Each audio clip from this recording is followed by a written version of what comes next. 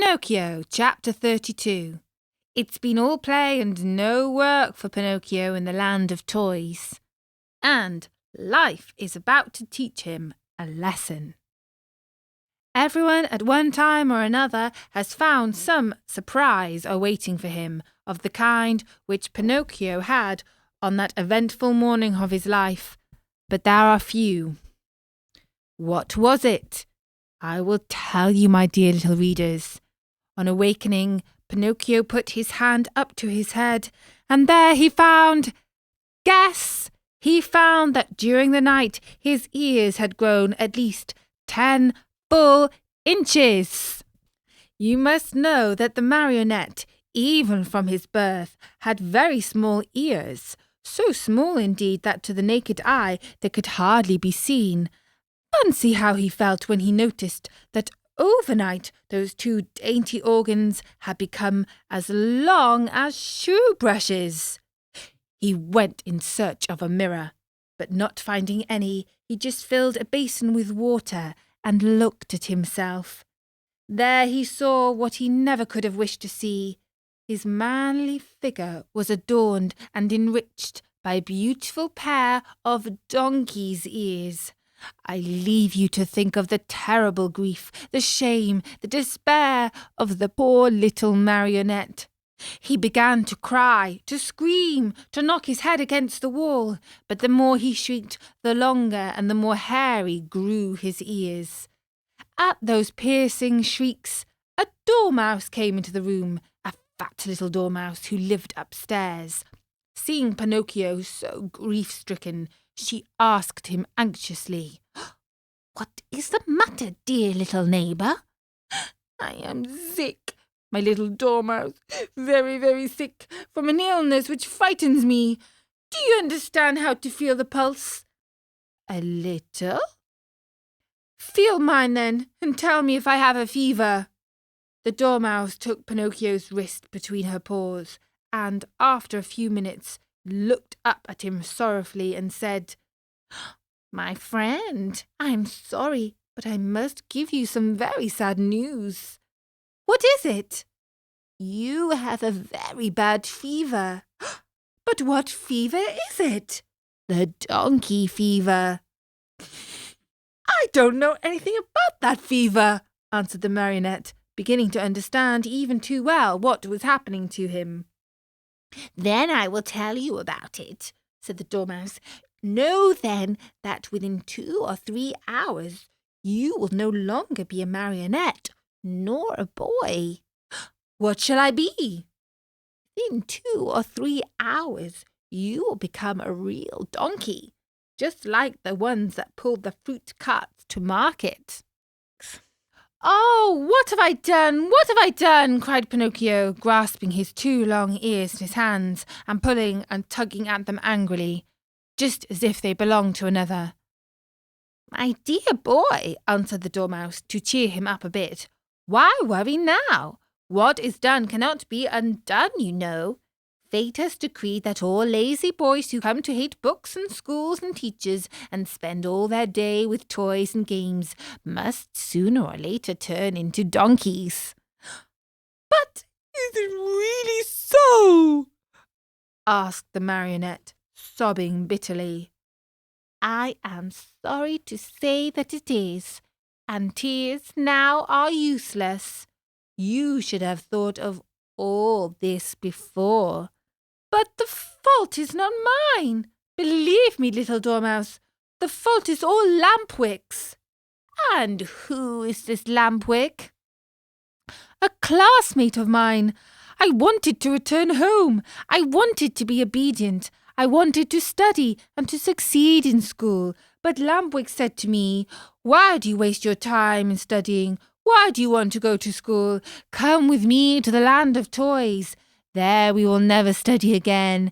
There we will enjoy ourselves and be happy from morn till night.'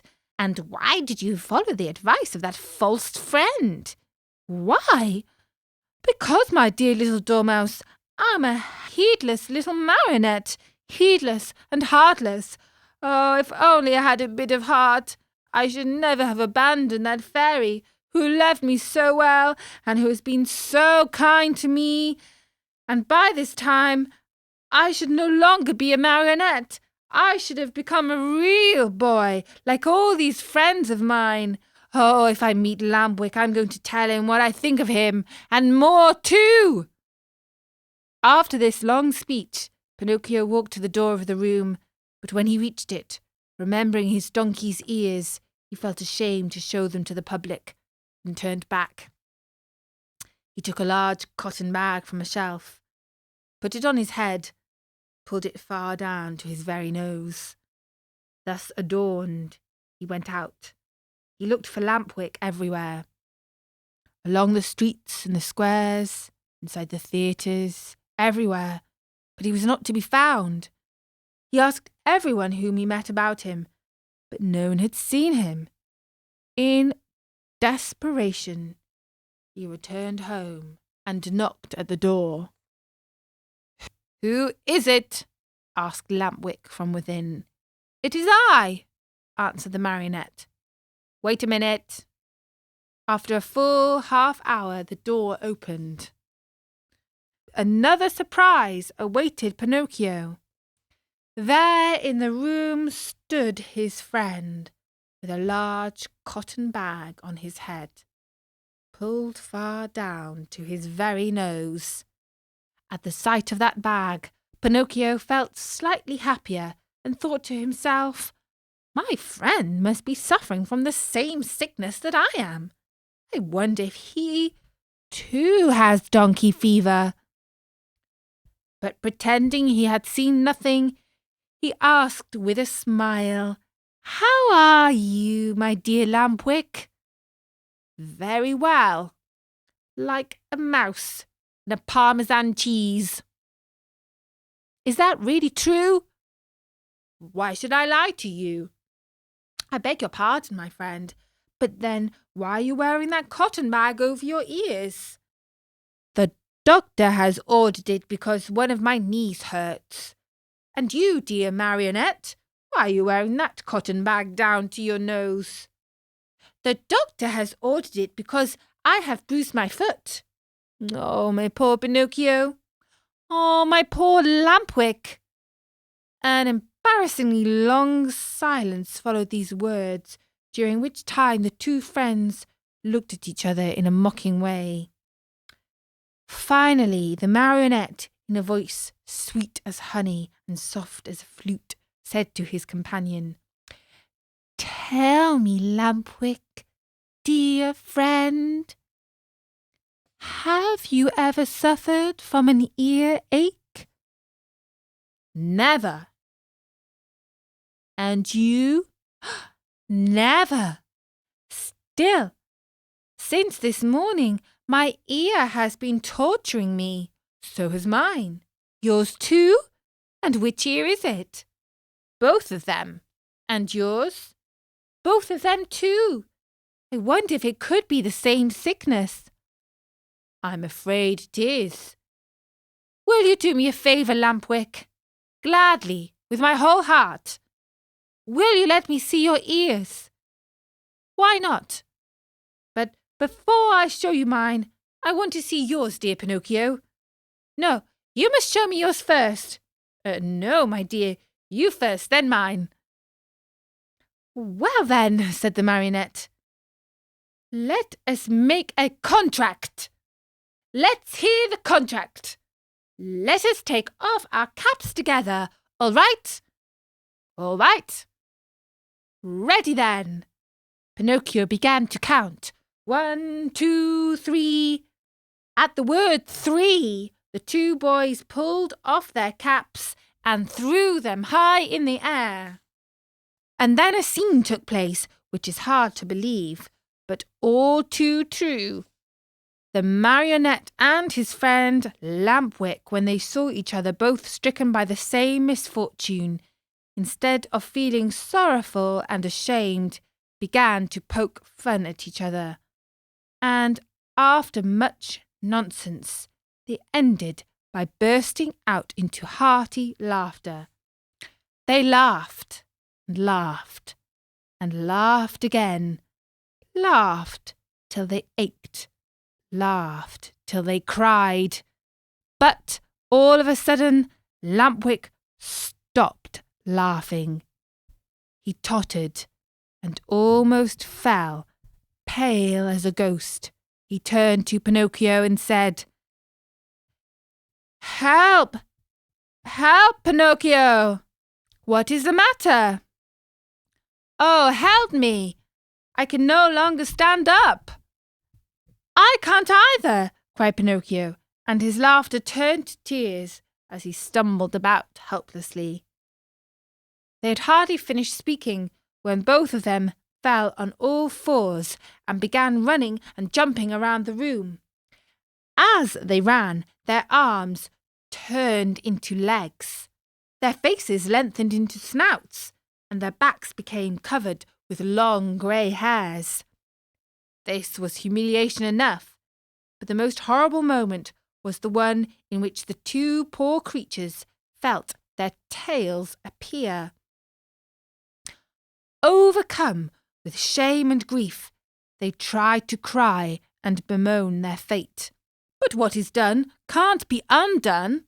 Instead of moans and cries, they burst forth into loud donkey brays, which sounded very much like "Haw, haw, haw." At that moment, a loud knocking was heard at the door, and a voice called to them, "Open! I am the little man, the driver of the wagon which brought you here. Open, I say, or beware!" And that was chapter 32 of Pinocchio. Poor little Pinocchio and his friend Lampwick have turned into donkeys. Let's see if this humiliation will lead them anywhere better. In the next chapter of Pinocchio, chapter 33. Poor Pinocchio has become a donkey. Let's see if he can learn any new tricks when he joins the circus. Very sad and downcast were the two poor little fellows as they stood and looked at each other.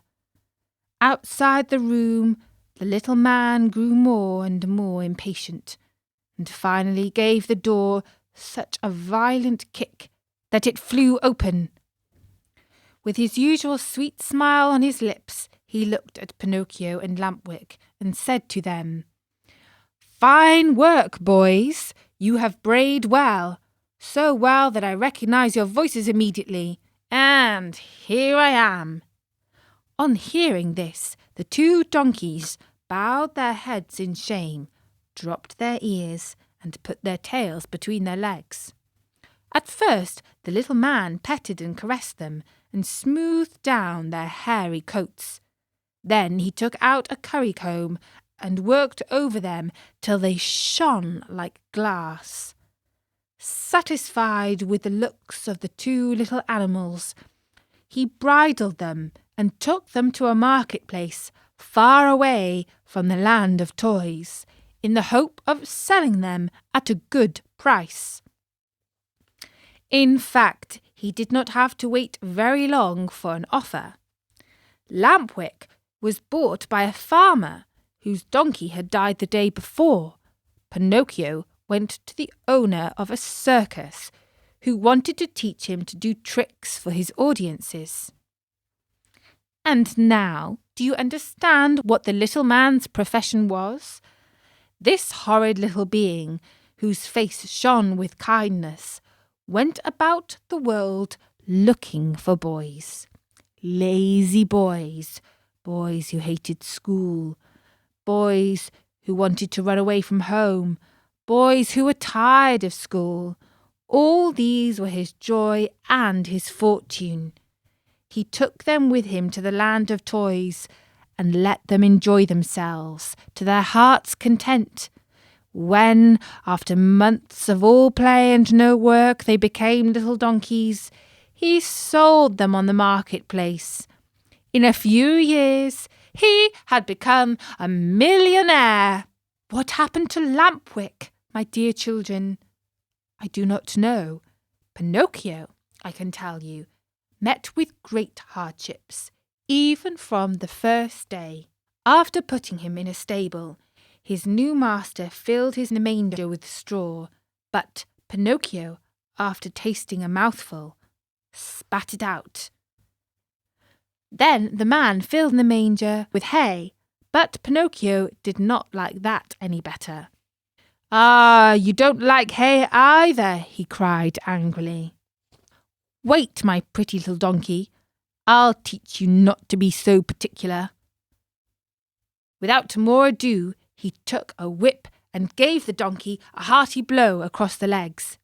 Pinocchio screamed with pain, and as he screamed he brayed, "Ha, ha, ha! Hay gives me a headache." "Do you pretend by any chance that I should feed you duck or chicken?" asked the man again, and angrier than ever, he gave Pinocchio another lashing. At that second beating, Pinocchio became very quiet and said no more. After that, the door of the stable was closed, and he was left alone. It was many hours since he had eaten anything, and he started to yawn from hunger. As he yawned, he opened a mouth as big as an oven. Finally, not finding anything else in the manger, he tasted the hay. After tasting it, he chewed it well, closed his eyes, and swallowed it. "This hay is not bad," he said to himself, "but how much happier I should be if I had studied. Just now, instead of hay, I should be eating some good bread and butter. Patience!" Next morning, when he awoke, Pinocchio looked in the manger for more hay, but it was all gone. He had eaten it all during the night. He tried the straw, but as he chewed away at it, he noticed to his great disappointment that it tasted neither like rice nor like macaroni. "Patience," he repeated as he chewed. "If only my misfortune might serve as a lesson to disobedient boys who refuse to study. Patience, have patience." "Patience indeed!" shouted his master just then, as he came into the stable. "Do you think, perhaps, my little donkey, that I have brought you here only to give you food and drink? Oh, no! You are to help me earn some fine gold pieces, do you hear? Come along now. I am going to teach you to jump and bow, to dance and waltz and polka, and even stand on your head." Poor Pinocchio, whether he liked it or not, had to learn all these wonderful things. But it took him 3 long months and cost him many, many lashings before he was pronounced perfect. The day came at last when Pinocchio's master was able to announce an extraordinary performance. The announcements, posted all around the town and written in large letters, read thus: "Great spectacle tonight. Leaps and exercises by the great artist and the famous horses of the company. First public appearance of the famous donkey called Pinocchio, the star of the dance. The theatre will be as light as day." That night, as you can well imagine, the theatre was filled to overflowing 1 hour before the show was scheduled to start. Not even an orchestra chair could be had, not a balcony seat, nor a gallery seat, not even for their weight in gold. The place swarmed with boys and girls of all ages and sizes, wriggling and dancing about in a fever of impatience to see the famous donkey dance. When the first part of the performance was over, the owner and manager of the circus, in a black coat, white knee breeches and patent leather boots, presented himself to the public and in a loud, pompous voice made the following announcement: "Most honoured friends, gentlemen and ladies, your humble servant, the manager of this theatre, presents himself before you tonight in order to introduce you to the greatest, the most famous donkey in the world. A donkey that has the great honour in his short life of performing before the kings and queens and emperors of all the great courts of Europe. We thank you for your attention." This speech was greeted by laughter and applause, and the applause grew to a roar when Pinocchio, the famous donkey, appeared in the circus ring. He was handsomely arrayed. A new bridle of shining leather with buckles of polished brass was on his back. 2 white camellias were tied to his ears. Ribbons and tassels of red silk adorned his mane, which was divided into many curls. A great sash of gold and silver was fastened around his waist, and his tail was decorated with ribbons of many brilliant colours. He was a handsome donkey indeed. The manager, when introducing him to the public, added these words: "Most honoured audience, I shall not take your time tonight to tell you of the great difficulties which I have encountered while trying to tame this animal since I have found him in the wilds of Africa. Observe, I beg of you, the savage look of his eye. All the means used by centuries of civilization in subduing wild beasts failed in this case. I had finally to resort to the gentle language of the whip in order to bring him to my will. With all my kindness, however, I have succeeded in gaining my donkey's love. He is still today as savage as the day I found him. He still fears and hates me. But I have found in him one great redeeming feature. Do you see this little bump on his forehead? It is this bump which gives him his great talent of dancing and using his feet as nimbly as any human being. Admire him, O signori, and enjoy yourselves. I let you now be the judges of my success, that there will be another performance tomorrow night.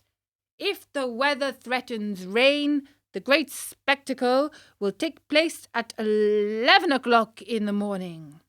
The manager bowed and then turned to Pinocchio and said, "Ready, Pinocchio? Before starting your performance, salute your audience." Pinocchio obediently bent his 2 knees to the ground and remained kneeling until the manager, with a crack of the whip, cried sharply, "Walk!" The donkey lifted himself on his 4 feet and walked around the ring. A few minutes passed, and again the voice of the manager called, "Quick step!" And Pinocchio obediently changed his step. "Gallop!" And Pinocchio galloped. "Full speed!" And Pinocchio ran as fast as he could. As he ran, the master raised his arm, and a pistol shot rang in the air. At the shot, the little donkey fell to the ground, as if he were really dead. A shower of applause greeted the donkey as he rose to his feet. Cries and shouts and hand-clappings were heard on all sides. At all this noise, Pinocchio lifted his head and raised his eyes. There, in front of him, in a box, sat a beautiful woman. Around her neck she wore a long gold chain, from which hung a large medallion. On the medallion was painted the picture of a marionette. "That picture is of me. That beautiful lady is my fairy," said Pinocchio to himself, recognizing her. He felt so happy that he tried his best to cry out, "Oh, my fairy! My own fairy!" But instead of words, a loud braying was heard in the theatre, so loud and so long that all the spectators, men and women and children, but especially the children, burst out laughing. Then, in order to teach the donkey that it was not good manners to bray before the public, the manager hit him on the nose with the handle of the whip. The poor little donkey struck out a long tongue and licked his nose for a long time in an effort to take away the pain. And what was his grief when, on looking up towards the boxes, he saw that the fairy had disappeared. He felt himself fainting, his eyes filled with tears, and he wept bitterly. No one knew it, however, least of all the manager, who was cracking his whip, cried out, "Bravo, Pinocchio! Now show us how gracefully you can jump through the rings." Pinocchio tried 2 or 3 times, but each time he came near the ring, he found it more to his taste to go under it. The 4th time, at a look from his master, he leaped through it, but as he did, his hind leg got caught in the ring and he fell to the floor in a heap. When he got up, he was lame and could hardly limp as far as the stable. "Pinocchio! We want Pinocchio! We want the little donkey!" cried the boys from the orchestra, saddened by the accident. No one saw Pinocchio again that evening. The next morning, the veterinary, that is, the animal doctor, declared that he would be lame for the rest of his life. "What do I want with a lame donkey?" said the manager to the stable boy. "Take him to the market and sell him." When they reached the square, a buyer was soon found. "How much do you ask for that little lame donkey?" he asked. $4. "I'll give you 4 cents. Don't think I'm buying him for work. I want only his skin. It looks very tough. I can use it myself to make a drumhead. I belong to a musical band in my village, and I need a drum." As soon as the buyer had paid the 4 cents, the donkey changed hands. His new owner took him to a high cliff overlooking the sea, put a stone round his neck, tied a rope to one of his hind feet, gave him a push, and threw him into the water. Pinocchio sank immediately, and his new master sat on the cliff waiting for him to drown, so as to skin him and make himself a drumhead. And that was chapter 33 of Pinocchio. Poor Pinocchio has not been treated well by the master at the circus, and he is now at a very dangerous moment. Let's hope he will survive the sea again in the next chapter of Pinocchio